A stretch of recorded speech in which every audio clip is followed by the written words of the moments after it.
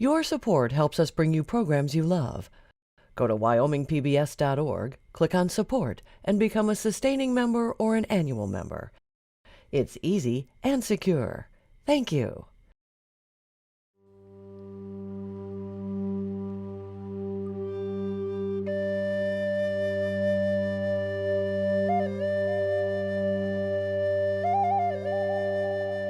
If our foods don't exist, then we essentially don't as a people. That our genetic makeup, everything about us, is all developed off of these foods.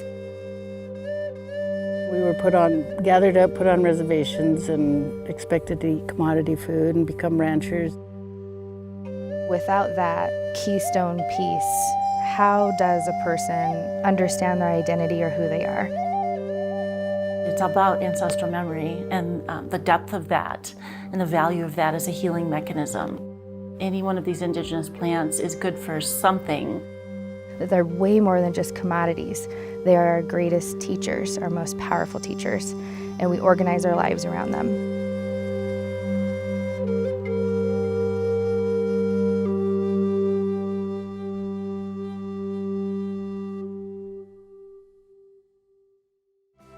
Funding for this program was provided by the members of the Wyoming PBS Foundation. Thank you for your support. We're living in a world with 7.6 billion people on it who are all eating food on a just-in-time resource base. We've got to produce the calories to avoid mass starvation. And the population's growing. It's expected to go up to 9 billion people. One of the problems with our modern diet in American culture is that it's very high in sugar, fat, and calories. And what we have begun to realize through genetic testing is that we call it epigenetics, but what it means is that certain kinds of diet actually turn genes on and off. And so we have an increase in things like diabetes, heart disease, cancers, a variety of different cancers. The golden brick. Commodity foods high in fats, carbohydrates, and sugars were and are the survival foods of indigenous tribes still today. The government food programs came as a result of broken treaties and the further taking of indigenous lands important for ancestral foods. The problem with government commodities being provided to Native peoples is that what you're doing is imposing a food system that is totally alien to the ancestral heritage of the people. Here we have some beef stew.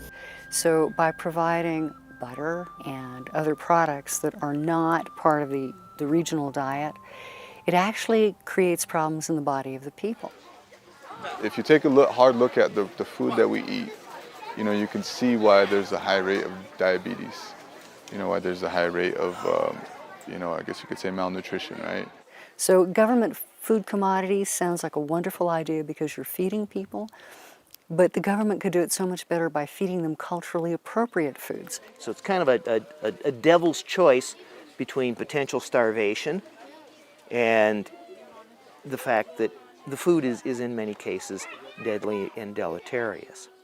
Now, by going back to local resources, it's a healthier way to live because you get a better balanced diet. Being able to raise foods that are healthy means that you have a personal relationship with the plants and the crops, and there is a sacred feeling when you're raising anything. Anytime that you are tied to the land and the animals, it is a sacred experience.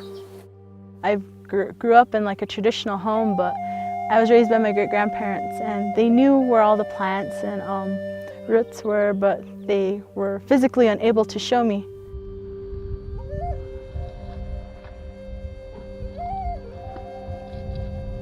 I was always struck when Columbus first came upon indigenous people. There's many journals that talk about the health of indigenous people. They had like this beautiful skin and their eyesight was, like an eagle. They had amazing hair and healthy spines. So I'm always walking this balance and wanting to make sure that more harm is not created upon my Indian relatives and friends. Because in white privilege, white is what has power. That is the narrative that most of the world is living. I do the hoop dance just to make people feel good so they could get a spiritual gain. Just growing up knowing that I had another form of prayer that many people do not understand. They think it's just for entertainment, but it's a really old dance that was brought up from the South, and it was a form of prayer. I don't see them, but my ancestors are watching me and guiding me along. As a youth growing up on the reservation, it's kind of hard. We have our own difficulties. And then there's the epigenetics, that is about behaviors that are passed on and are carried. They ride on the DNA, and so, Indigenous people end up inheriting all of those traumas.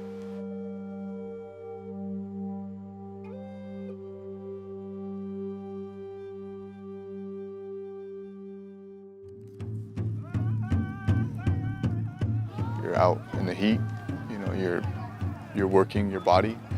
You have to be one with the elements. You're sweating. Your blood temperature and your blood pulse is rising. So you're pretty much working your body out while you're gathering food. I would have enjoyed tanning the hides. I don't mind a little hard work. The men hunted and they fished for the food, and the women did all the work. They did the cooking, the cleaning, the making of the clothes, the gathering of the food, and processing the food, like drying the food. When you look around, you've got mountains to hike, you got rivers to fish. Our people knew all about the medicines, the foods, and everything. The foods are here, the medicines are here too. So now people are realizing we had it right all along. They just wouldn't believe us. We're so used to just opening a pop, and we don't appreciate water and everything around us. Like, this is an important plant that I barely know about, a sago lily. And we could make good food and stuff that lasts for a long time. So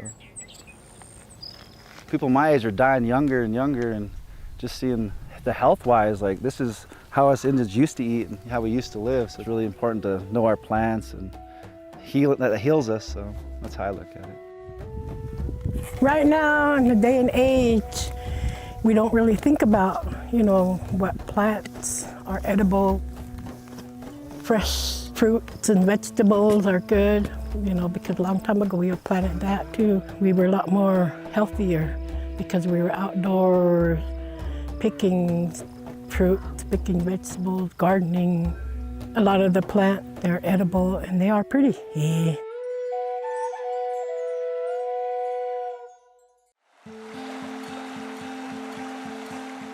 So it's really important to have that connection to the earth as we move forward as humans, to be a lot more resourceful with all of this beautiful life that's around us, and to be less wasteful. Because we really feel like Indigenous education was something that was wiped off the map through the assimilation efforts in the boarding schools and residential schools. Before we pick, we practice our spiritual belief, which is to say a prayer and to let the earth know that we're only here to visit and that we're not gonna pick more than what we're supposed to. The work is hard. It's a lot like farm work or like hardcore extreme gardening, but it's rewarding too. It should be important for all of us. When my grandmother was teaching me how to make fry bread using her recipe, I wasn't aware at that time she was taking me into her past experiences. She was showing me the times in her life where survival was learning how to cook foods that the native people had adopted as their own.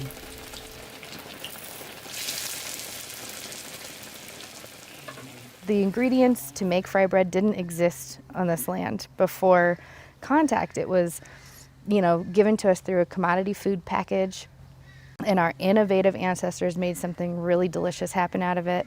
which is so cool and something to be celebrated. And I'm not anti-fry bread. I just don't classify it as a traditional food. You know, it was a recipe created out of a commodity foods program in the late 1800s, early 1900s, depending on where you're from in North America. The government would provide provisions to tribal communities to try to keep people off of their traditionally accustomed harvesting grounds and hunting grounds. Our ancestors utilized those for foods constantly, and they had thousands of generations of knowledge to back them up of how to harvest and when to harvest and which parts to harvest, and knowing the value of all the plants nearby us for food, for medicine, for crafting. They're put on small pieces of land that really could not sustain their food systems that were also based in cultural, language, all of that. When you're lost in the world, the land that you come from knows who you are. It spans across all things, and it's all centered around food, which is the way our people have learned since time began.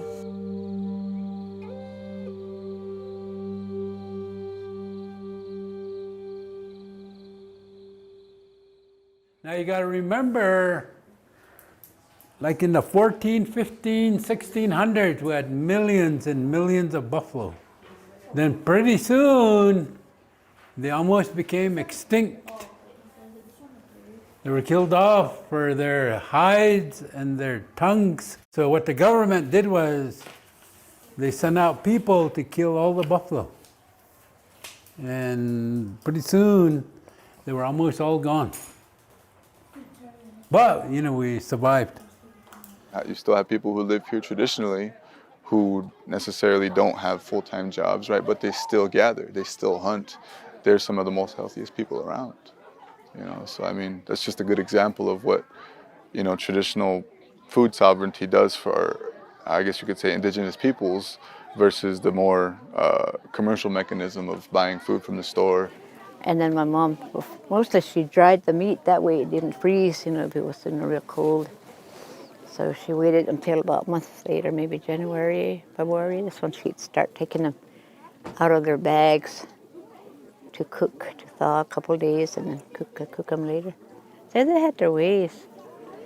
My mom's favorite was antelope. My dad was deer.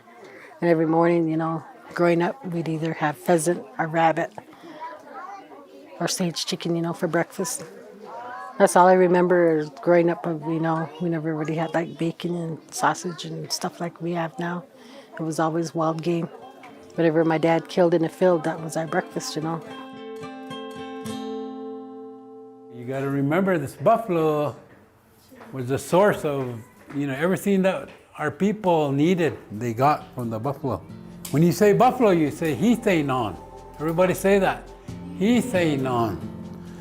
Hithe-non-it. It's a buffalo herd. Say it. Hithe-non-it. Kind of get tough with it. When you get that food, you know, whether you eat it right there, you're taking all the nutrients in, right? And so whereas if you dry it and you eat it, you know, natural, in its natural state, you're getting all those nutrients, right? Something like I mentioned dried meat, right? We call that, you know, pretty much Americans call it jerky, right? That came from native people, right? Because we had an intricate understanding of what happens when you dry meat, when you slice it in thin slices and you hang it out to dry. When you're not cooking it, it still has all of its natural iron, it has its potassium, it has all of its calcium, right? All these things, all the phosphate, right? All the natural plants that the animal consumed is still in the cells, right? Of the molecular structure of that meat. It's how our ancestors had dried the meat, and that, you know, kept us fed during the winters, and you know, when we had nothing to eat. And, you know, the dry meat was always there. The language culture camp is for our language. It's basically, you know, teach our young ones about the things that we know, especially our elders, and, you know, the process of our traditional foods.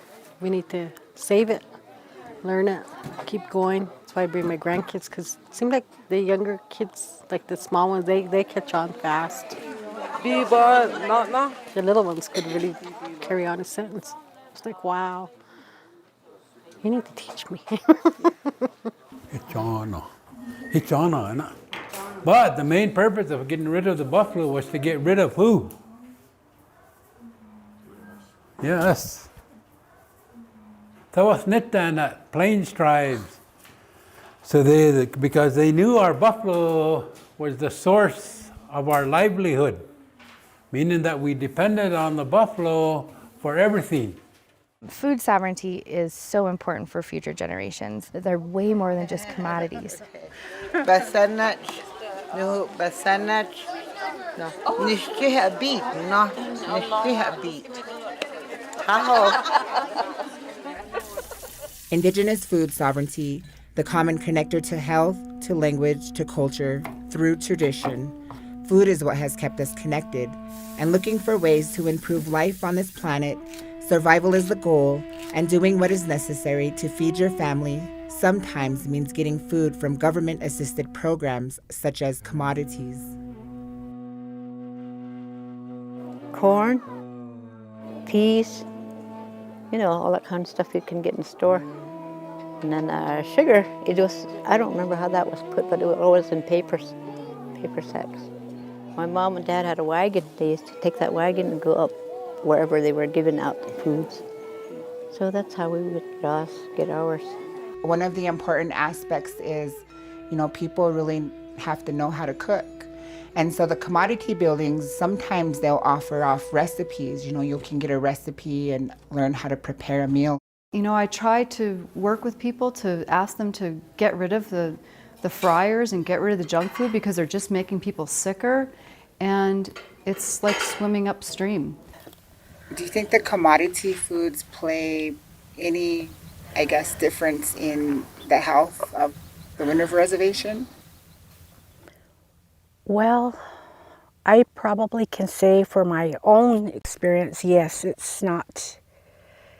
I get it, but a lot of that stuff is not good, but what else are we going to eat if we don't have the finances to buy good food? The good thing that they do is they have fresh fruit, fresh vegetables when they can get it. It's about feeding your family and making sure they make it to, you know, the end of the month, sustain them and make sure everybody's happy. You know, they've gotten better, but unfortunately we still have a lot of data of how much damage has been done of people surviving off of commodity foods. We are basically what we eat, you know, so if we're not eating healthy foods, we're going to be unhealthy by nature, you know, because the elk doesn't get to choose what he wants, neither does the eagle. You know, they have a certain set of things that they live by, and that's how we used to live.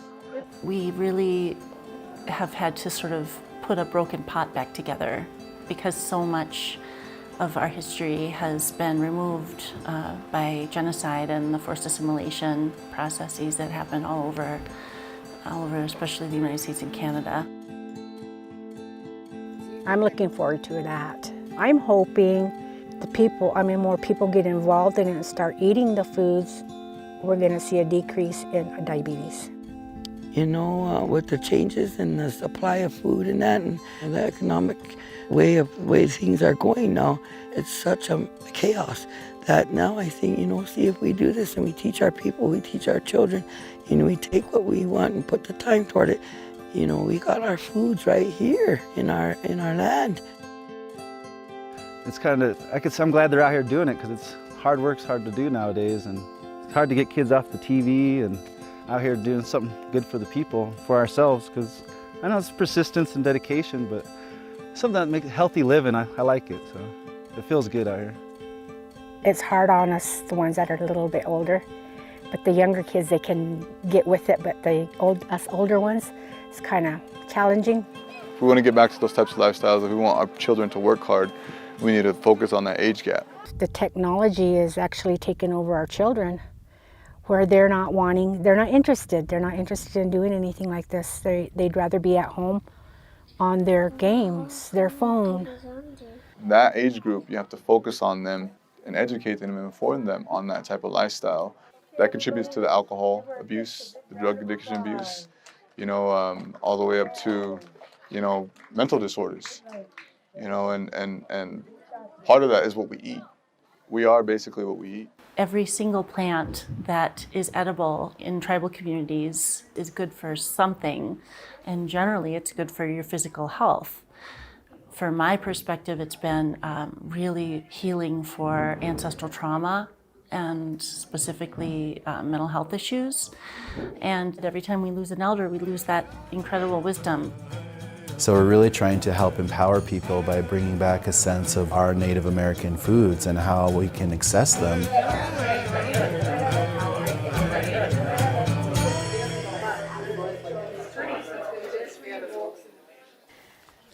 So, in the way of the Shoshone, I want to apologize for speaking in front of those who know and carry more knowledge than I do. The settler colonizer wanted them dead, all of them dead. And when they realized it cost too much money to kill all Indians, then they went into assimilation projects, and that's when boarding schools were created to assimilate, the Indian. If you teach Native Americans to be individualistic in nature, you'll ruin the communal aspect of sharing, right? And that's what our people did. We shared with everything. The history obviously brings up a lot of emotion. I think when we understand the past a little bit more, we understand the people that are around us more. I mean, if I get to know my neighbor and their stories, I learn more about them and what their struggles have been. And you end up, I think you develop more empathy for people when you understand them more. For so long, we've been represented in history as sort of like a burden or something that's in the way, but in fact, tribes are in really great positions to be wonderful amplifiers and catalysts of economies, of environmental policy that serves everybody at this time. In the 1700s, it was considered wrong to think that people could govern themselves.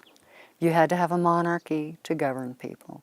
One of the letters of Thomas Jefferson, he said, "Our native peoples ought to long ago have disproven this notion that you cannot govern yourselves through democracy." He was speaking about the Iroquois Confederacy at the time, where everyone had the right to vote, and they could not only manage their own government perfectly well, but they were more powerful than anyone in the United States at the time. Their governance was based on deep egalitarian democracy.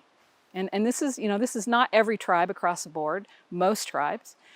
So every person in the tribe had a voice of equal value.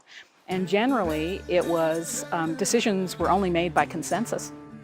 Peacekeeping and peacemaking in right relationship was really, really important.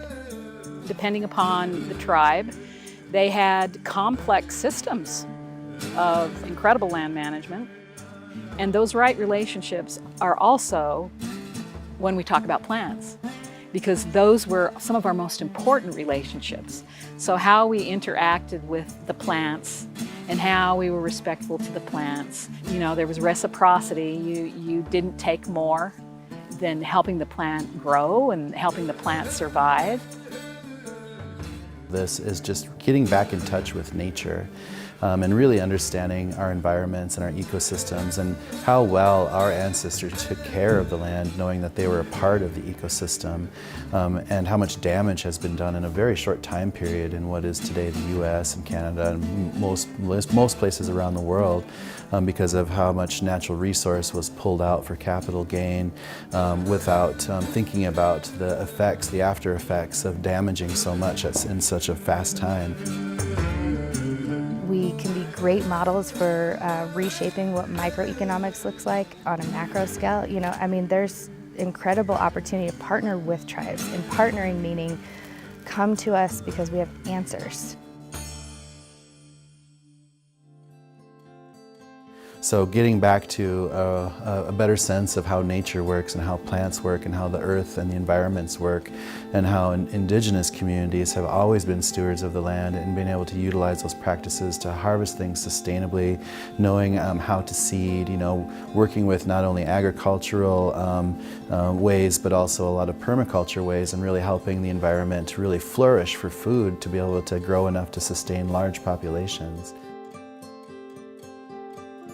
I feel, a deep connection and love to both reservation-based tribal members and people who are dwelling in urban settings.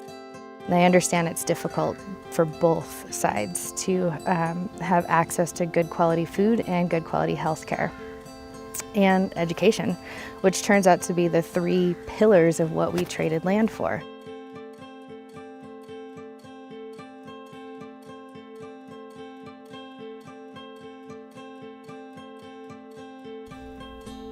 Now that my grandmother is no longer here, I carry her in my memories. She is the nature I see everywhere. We were government before there was a government here. And that government, and that way of life did not have poor people. It did not have socioeconomic indiversity. It did not have drug and alcohol addiction. It did not have mass incarceration. So that's our way of life versus the American way of life, and that's why we still live and honor that.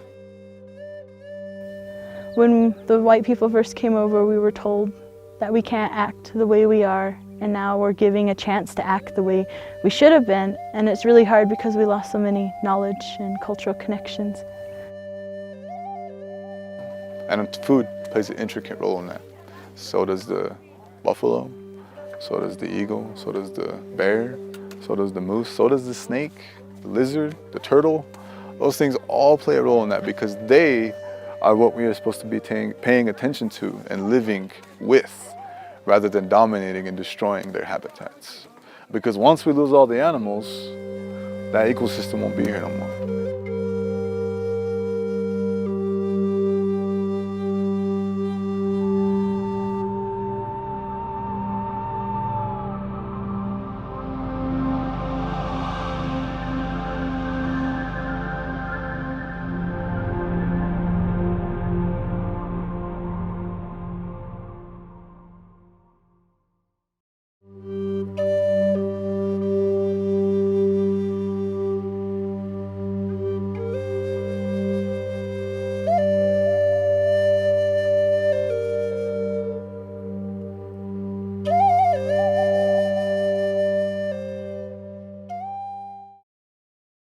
This episode of Farm to Fork Wyoming is available. Order online at shop.wyomingpbs.org. This program was produced by Wyoming PBS, which is solely responsible for its content.